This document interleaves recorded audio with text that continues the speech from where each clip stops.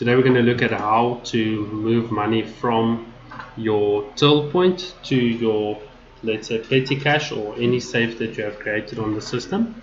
Why you would do this is maybe halfway through the day the cash has too much money in the till and you want to move it out of there, or you need money to pay a specific supplier.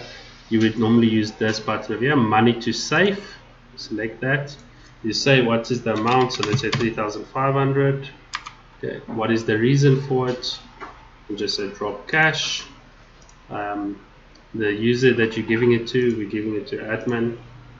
Let's put in admin's password, and then we send to a specific account. So over here it will show you all your safe accounts.